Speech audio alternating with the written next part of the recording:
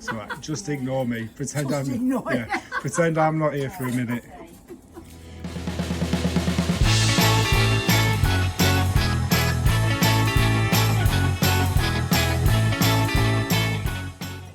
It really is. You meet some really nice people. They've come from all over Lancashire, haven't they, for the treatment. We've had a man this morning that's come from Barrow. Yeah, so Excellent. it's I mean, when you work with two people like this, what can I say?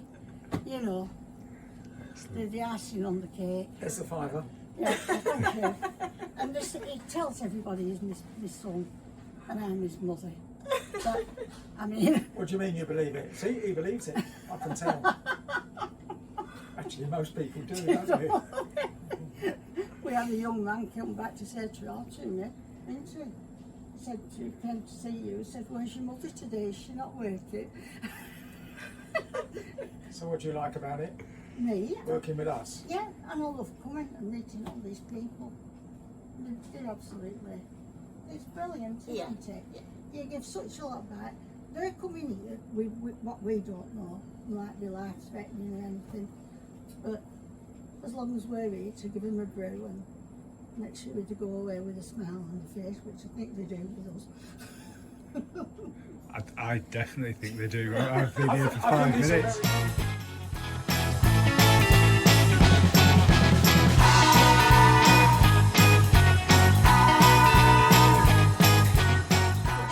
My name's Terry Lindsay and I'm a volunteer, and I currently volunteer at a pre-op clinic at the Recruitment Hospital.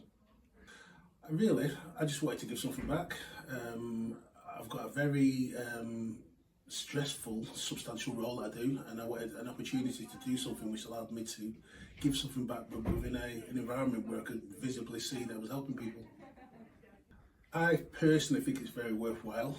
For me, it gives me a lot personally, and it also as well helps my well-being, but also as well gives me a lot of self-worth.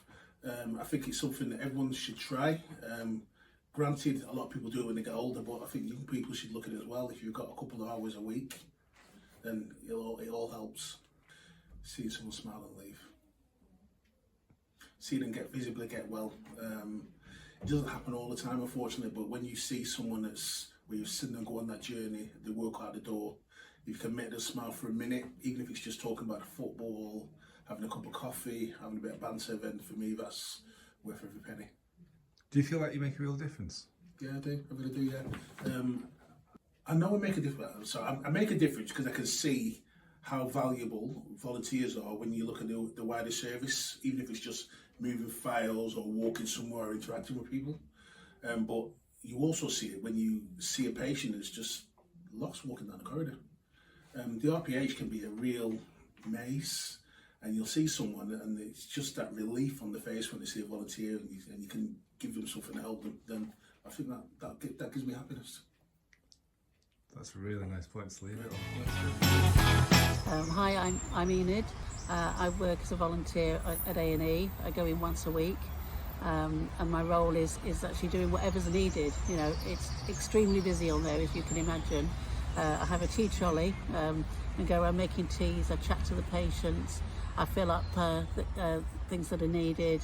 I do the dinners, but most of all I'm there for the patients and their relatives. I think I enjoy the interactive thing. I like chatting with the staff in there, but also with the patients and with their relatives as well, because I think the relatives are very anxious, more so than the patients most of the time, you know, wondering what's happened, and just bringing them in and just chatting to them about normal life, you know, makes it a little bit better. I enjoy that.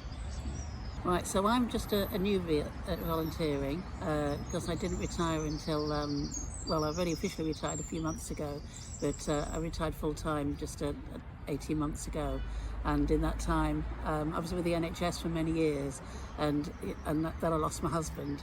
So it was, what do I do? And I tried different things. I tried doing handbells, I tried doing croquet, and I thought, that's not for me. I want to do something where I'm giving back a little bit and put in some of the experience that I've had over the years to test, because I lived looking after my disabled husband and know, just what it's like at the other end there. So I wanted to do something different. And a friend of mine who was a volunteer actually suggested, why don't you try volunteering at Recruitment Hospital? And that's how it all started.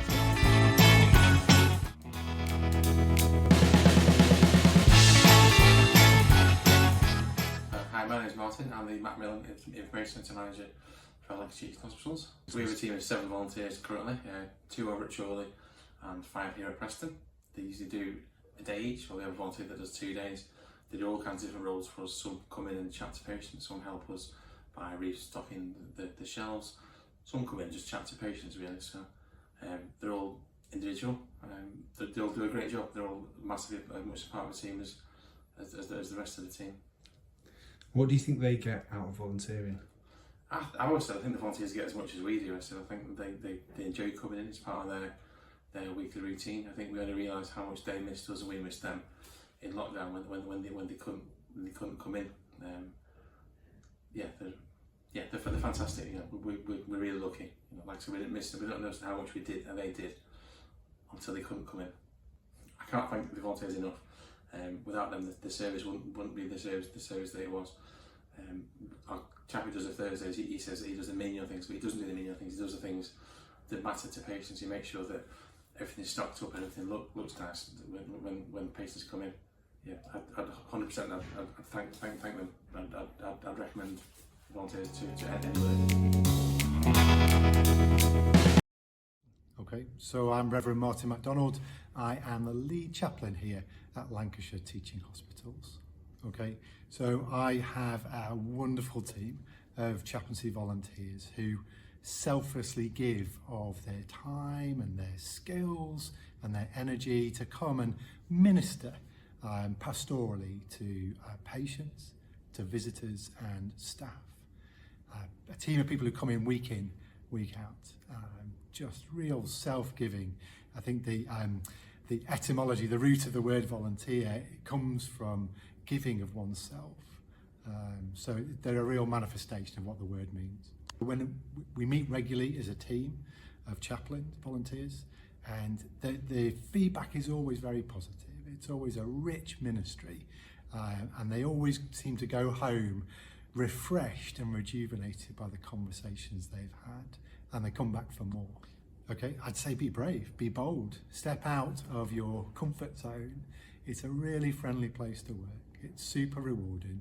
The volunteer manager is excellent, really approachable, and come and try it out. Come and have a conversation. Okay, so just from the bottom of my heart, just a massive thank you for those people who come into this quite difficult place to love their neighbour, to give of themselves, and just a huge thank you from the bottom of my heart.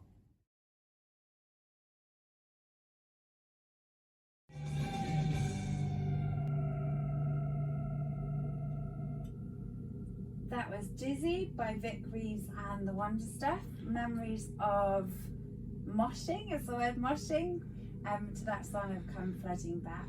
I'm gonna leave you for today, and I'm going to leave you with Friday I'm in Love. I know that Friday is still a day away, but it's a great day. And I Love My Dog by Cat Stevens, who I shall dedicate this song to my dogs Cleopatra and Harold. Thank you for listening. I'm Beth.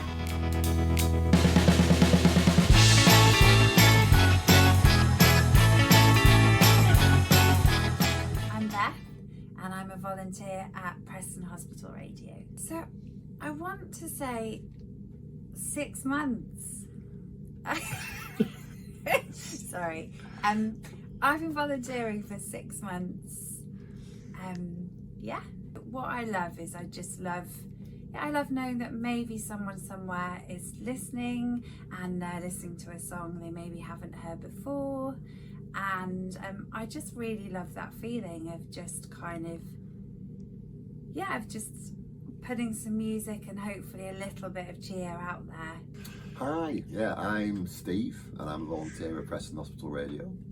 Yeah, well, I'd always wanted to do like radio. Something I wanted to do at university. I didn't get a chance to do it because I was doing teacher training. So for me, it's just about, it's about learning the ropes, learning about being in a studio, being on air. There's also that thought that there's somebody out there listening to it, and hopefully they'll discover something new, or it'll just like maybe cheer them up, brighten up their day. Hi, my name's Harry. If you're listening to hospital radio, do it on a Monday when I'm playing the swinging 60s. I first volunteered on hospital radio. I was invited over in 1966 to do a chat on a Sunday morning. I can't remember just when in 1966. As you can imagine, it was a long time ago. But from that, I've done hospital radio up in Kendal, various other hospitals. So I'm obsessed with a Scottish band called Belle and Sebastian, and I make little pilgrimages to see them here, there and everywhere. And I start my show every single week with a Belle and Sebastian song. I enjoy playing the music, and hopefully I have patients listening and I bring enjoyment to them. Now I get great pleasure out of it. I laugh, I enjoy it. To meet new people. You're gorgeous. You're such a good boy. He loves a fuss. Yeah.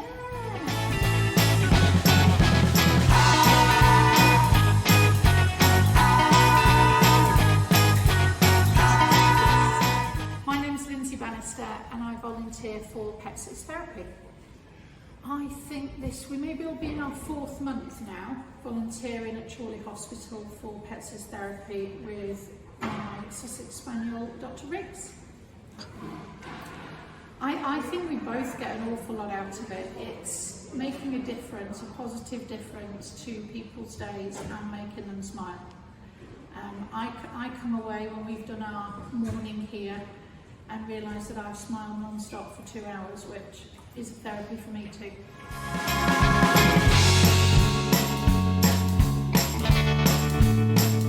Well, I think it lifts everybody's spirit, the patients as well as the staff. So I was going through treatment in 2024 for breast cancer, chemotherapy and radiotherapy, which was a roller coaster. So without realising it, he's my support dog in terms of looking after me, knowing when I needed him to and just being my superstar.